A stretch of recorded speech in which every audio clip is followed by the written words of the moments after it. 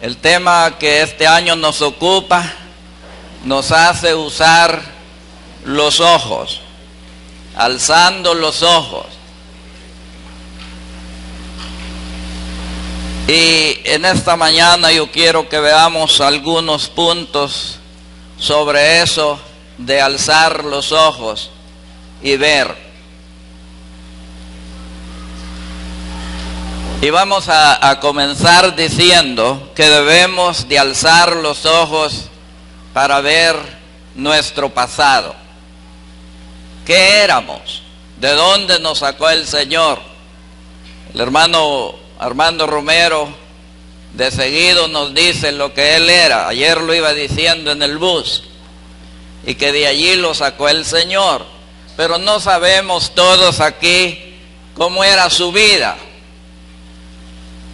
Y si en esta mañana invitáramos a algunos, pues nos llevaríamos mucho tiempo de oír y quizá le diera vergüenza decir lo que usted fue antes.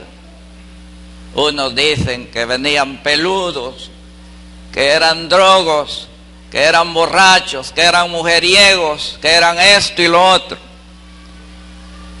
Quizás si una hermana nos dijera lo que fue, diríamos, si eso hizo usted. Pero yo quiero que usemos nuestros ojos, alcemos nuestros ojos y miremos el pasado. En lugar de avergonzarnos aquí de decir lo que somos, veamos lo que la palabra nos dice, lo que nosotros éramos. Y es mejor que leamos en Efesios. Busquen Efesios, y si les cuesta buscarlo, allí la joven pues va a buscar Efesios 2 para que veamos lo que nos dice la palabra de lo que éramos. Efesios 2, versículos 1 al 3, luego pasamos 5 y del 11 al 13. Miren lo que dice, leamos juntos si quieren.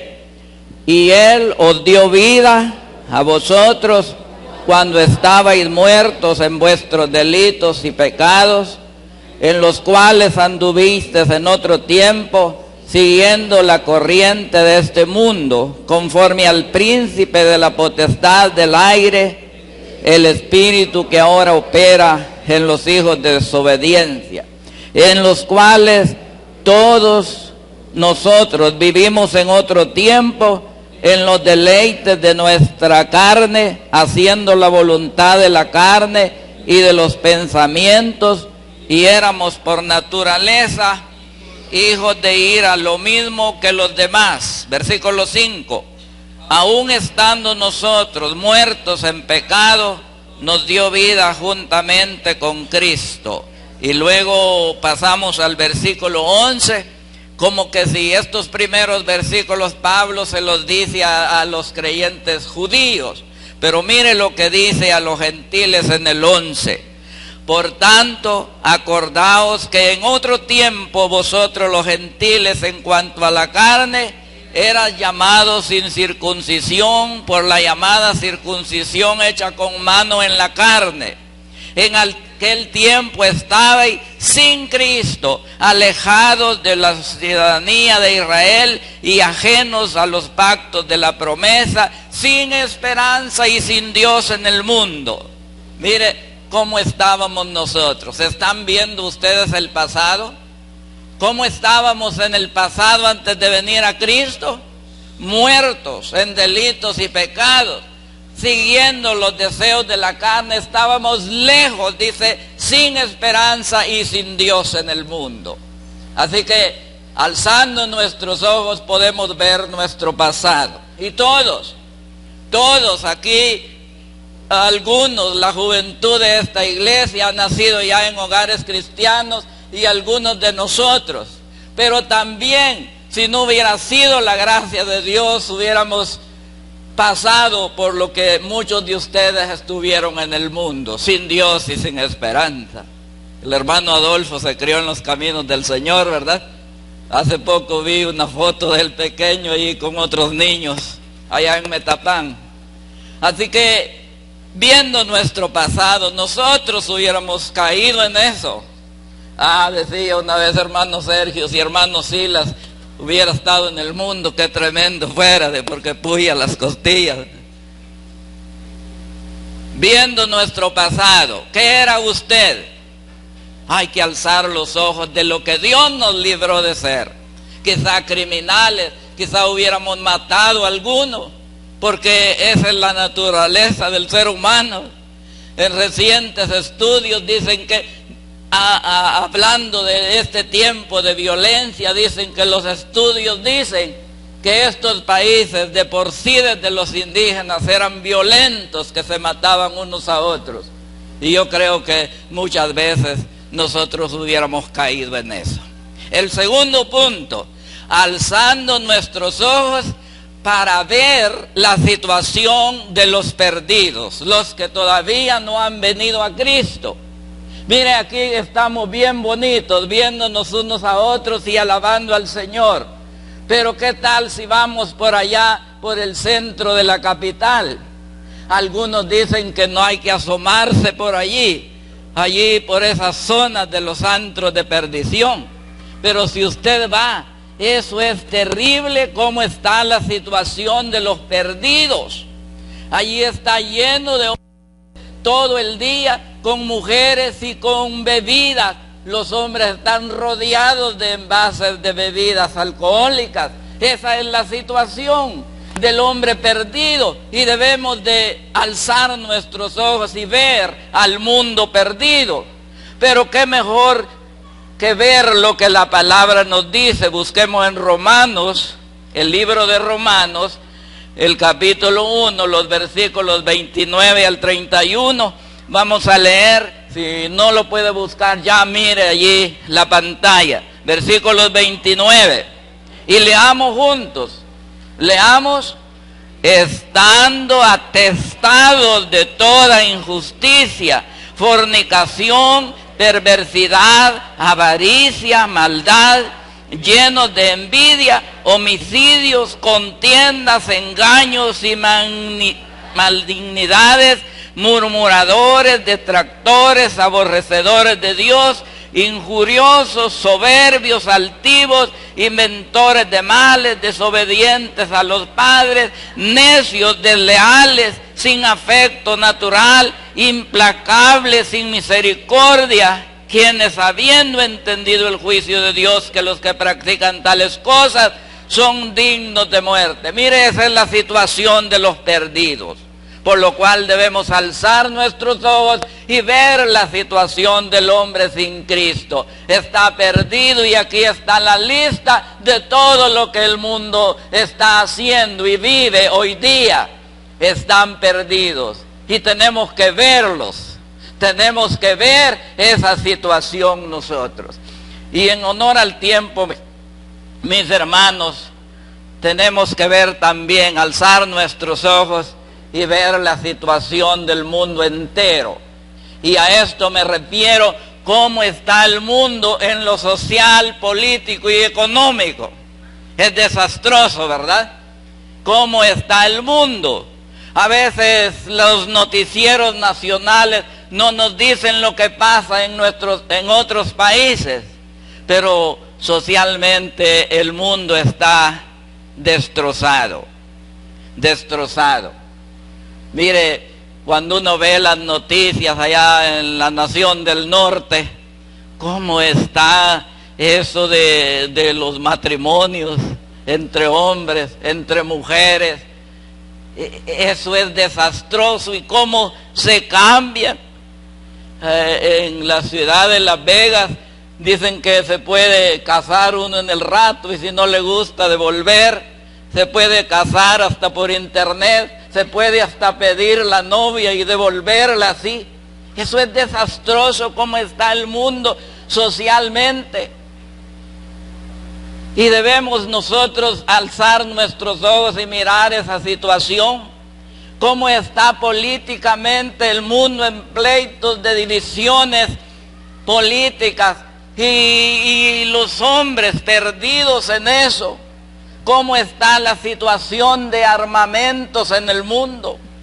Cómo las naciones se están preparando para conquistar el poder del mundo, y están preparados con toda clase de armas. Estaba oyendo que ahora los terroristas ya no van a usar asuntos como de explosión, así como hierro, porque ya los aeropuertos detectan eso, sino que van a usar la misma comida para hacer explosiones, y tienen que reinventar como aparatos que puedan detectar eso, porque el mundo así está quebrado económicamente. Oímos de las economías de los países que están en bancarrota, y la iglesia debe alzar sus ojos y ver eso. Por eso dijo el Señor que en el mundo tendríamos aflicción. Mis hermanos, también debemos alzar los ojos y mirar la inminente venida del Señor, ¿verdad? El Señor viene, dice la Escritura. Por muchos pasajes la Biblia está diciendo que el Señor viene. El Señor lo dijo proféticamente en los pasajes como en Mateo 24. Él viene y nos dice lo que va a suceder en el mundo. Por eso tenemos que alzar nuestros ojos y mirar. Tenemos que creer que Él viene, y que el tiempo se acerca, y que la situación es lo que la Biblia lo profetiza. Está propicio para su venida. ¿Qué de este mundo en el sentido cómo está ecológicamente dañado el sistema, corrompido? Está todo en un desastre mundialmente. ¿Qué del agua, verdad? Dicen ya no hay agua pura, y dentro de unos 20 años será difícil. Mire, ya no hay peces en los ríos casi. Antes yo iba a Lempa a pescar, y qué bendición, ¿verdad? Si iba de mañana, tiraba la red. Una vez 70 pescados atrapé de un solo. Pero ahora no hay. ¿Por qué? Porque en las faldas de los cerros se riega herbicidas, venenos, y eso va a parar a las aguas y se terminan los peces. Todo está contaminado y la iglesia tiene que alzar sus ojos y ver eso, porque es una señal de que este mundo está al borde del peligro. Hay que ver también cómo está la situación aún de la misma iglesia. Aquí pues algunos han dicho que en la situación que viven estos países de violencia y que la iglesia no ha hecho nada. Yo tengo otro punto de vista, porque alguien mencionaba El Salvador, Guatemala, Honduras y el Brasil, los más violentos. Pero en estos países hay abundancia de iglesias y de predicadores. Y recuerde que Satanás estorba más donde el evangelio está anunciado. ¿Por qué no oímos de esto de Alemania o de otro país de Europa? Porque del evangelio ya hasta se han olvidado. Se dice que en Londres, para reunir cristianos, hay los líderes en las grandes catedrales se inventan juegos, ponen lazos hacia arriba. Y algunos jóvenes llegan, pero tienen que jugar primero a ver quién sube en ese lazo. Y una pequeña reunión de la palabra de Dios, porque se han olvidado de Dios. Por eso allá no hay matanzas. Pero mire, en estos países, decíamos anoche con una hermana que íbamos en el bus, ¿a dónde no hay iglesias hoy? Pero por otro lado también el mal testimonio de los cristianos. Qué difícil eso ahora. Yo he trabajado junto con muchachos de los que se llaman de las pandillas. Me han ayudado, hemos conversado y me dice uno de ellos, ya no quisiéramos que se nos predique en las iglesias y en las calles. Queremos ver testimonios de personas cambiadas. Y uno de los jóvenes que me robó una bomba de regar ahora es cristiano, pero me dice ese otro, estamos observándolo, si vuelve a hacer travesuras se acaba ese muchacho, porque queremos testimonios. El hermano Jorge conoció a un señor que me fue a ayudar el día que él me fue a traer. Pero de ese hombre no es nada de lo que dice. Él roba, le ayudó a una señora a hacer su milpa, la conquistó teniendo él su hogar y le quitó la milpa después. Esos testimonios abundan. Después del 24 fuimos con mi esposa a ver a su familia y en la tarde pues yo fui a ver a quién veía de mis antiguos amigos, y ahí en la antigua estación del ferrocarril han arreglado bien para reuniones, una iglesia la embelleció y allí tienen cultos. Pues allí estaba un señor que es católico y lo fui a saludar y empezamos a platicar. Luego llegan 5 más y me dicen, ¿cómo está usted? Me dicen, y no ha cambiado, me dicen. Y empezamos a platicar y empezamos a hablar del evangelio. Pero uno de ellos me dijo, no, me dijo, esos evangélicos son unos malvados, me dijo. Se enriquecen a costilla de otro, me dijo, y hacen esto. Hasta me contaron que habían visto en un culto a un señor predicando, y ellos dijeron, bueno, y ese que no es aquel malvado.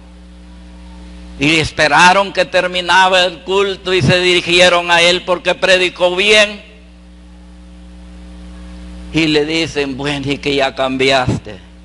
No, mano, le dijo como el chapulín, es que tenía hambre y por eso entré y les dije que predicaba. Y hasta me dieron una ofrenda, fíjense, no porque no he cambiado, soy el mismo. Y de eso abundan en los lugares. Y tenemos que ver eso, y mucho cuesta eso para predicar el evangelio hoy día.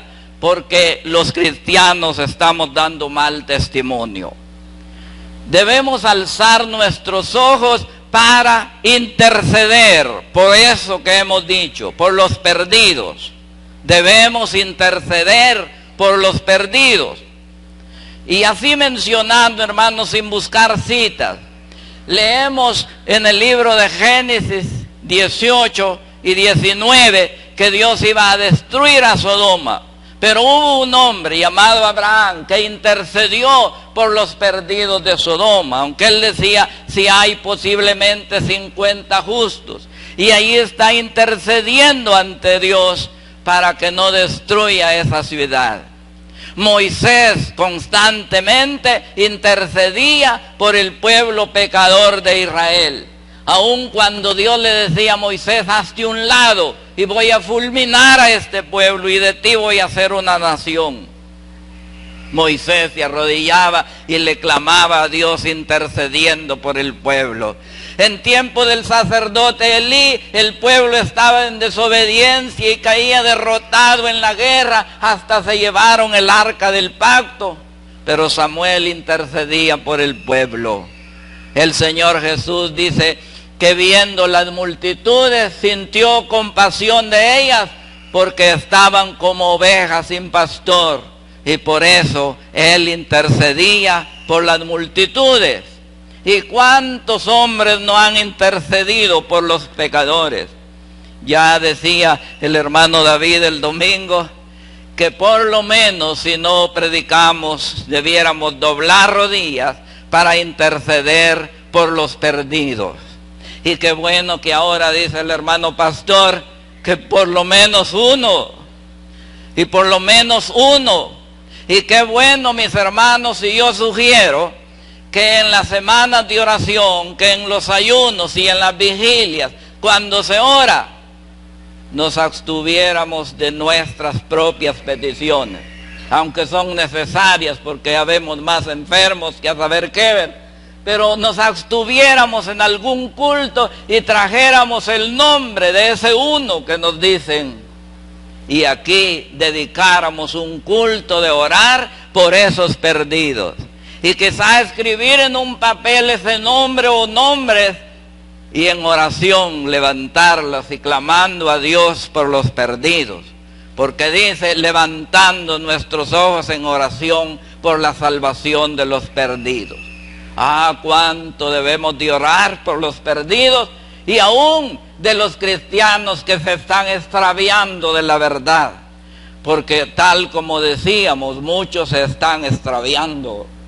Qué triste veníamos con mi esposa al saber que sus hermanos, sus sobrinos, están extraviados de la verdad.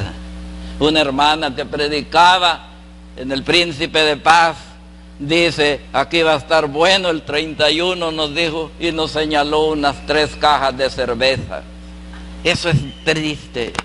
Y mire, desde el 2 de enero con mi esposa, que acostumbramos orar por nuestra familia, incluimos a esos familiares, a los de ella y a los míos, así como hemos incluido hermanos que pasan enfermedades, ahora los mencionamos en nuestra oración matrimonial. Y una de ellas es la hermana Ani de Ramos, porque como iglesia tenemos que levantar los ojos e interceder por los que necesitan la ayuda de Dios. Tenemos que orar. Y qué bueno, hermanos que van a dirigir el ayuno el domingo, ¿verdad, hermano Joel? Les toca a ustedes que aquí oráramos por ese uno que nos han dicho y buscarlo. Porque mire, dice en Ezequiel que Dios le dijo a Ezequiel, hijo de hombre, yo te he puesto por atalaya sobre la casa de Israel. Y un atalaya es el que está en lugar alto y tiene obligaciones. El atalaya tiene que ver el peligro, tenía que ver cuando los enemigos venían en caravanas de guerra para atacar, y el atalaya tenía que sonar la trompeta o el cuerno y avisar a su pueblo que venía el peligro. Pero también le dice Dios a Ezequiel, oirás pues tú la palabra y amonestarás al impío. Mediante Dios yo pienso ir mañana siempre al lugar donde vivía mi esposa y amonestar a esos familiares que vuelvan al Señor y a mis amigos que no son cristianos. Porque no solo vamos a orar por ese uno, tenemos que amonestar. ¿Qué estamos viendo? ¿Qué estamos nosotros alzando nuestros ojos para ver? Las cosas que tenemos por delante. Bueno, no quisiera decir esto, pero cómo venía el grupo anoche en el bus, así con los teléfonos y platicando, ¿verdad? ¿Qué veían? Pues yo no voy a decir, posiblemente estaban viendo pasajes de la Biblia, pero ¿qué estamos viendo nosotros? ¿Solo la tele? ¿Solo la pantalla? ¿Solo las cosas terrenales? ¿Está viendo usted su lindo carro que tiene? ¿Está viendo su negocio? ¿Está viendo su casita y cuánto más la puede arreglar? ¿A dónde está elevando sus ojos? ¿Tiene sueños? El joven tiene sueños de casarse y tener una familia. Solo ahí está dirigida su vista. Tenemos que ver lo que hemos estado diciendo, la situación de los que no conocen a Dios. Y se me escapó decir, hermanos, que al que no ha recibido a Cristo, ¿qué le espera? El infierno llamado el lago de fuego o lugar de tormento. Y si vemos retrospectivamente a nuestra situación, ¿a dónde iríamos si Cristo no nos hubiera sacado de donde estábamos? Al lago de fuego, al lago de fuego. No sé si ustedes han soñado eso cuando se duermen, de ver un hoyo en la tierra, agua hirviendo, fuego. Y es precisamente el lugar donde nosotros íbamos a ir a parar y donde el que no ha conocido a Dios, allí es su lugar. Y no condenado para tantos años como aquí en las cárceles, sino por toda la eternidad, sin Dios y sin esperanza, sin poder salir. Allí va su familiar, allí va su tío, su primo, su hermano, su esposo, su esposa. Si no ha creído en Cristo, allí va. Y por eso tenemos que interceder y luego amonestar para que no vaya a ese lugar. Qué triste lo del rico de aquella historia que contó el Señor, que hasta que estaba allí quería que le fueran a testificar a sus hermanos cuando ya no se puede. Alzando nuestros ojos y viendo al hombre que no puede entrar en el reino de Dios y amonestar al perdido. ¿En qué vamos a dirigir nuestra mirada? Dice en Colosenses 1:16, ya para terminar, busquemos este versículo, Colosenses 1:16.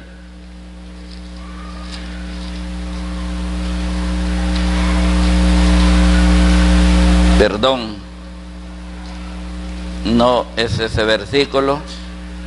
Si mi esposa me puede ayudar, el versículo que aprendimos en casa, no mirando nosotros las cosas que se ven. Si me puede ayudar alguno que lo haya encontrado. Yo lo tenía aquí, pero se me escapó. Pero bien, casi lo podemos. No mirando las cosas, nosotros las cosas que se ven, porque las que se ven son temporales, pero las cosas que no se ven son eternas. Estamos viendo las cosas que se ven. Y Noé dice lo que estudiamos hoy, que estaba viendo cosas que no se habían visto aún.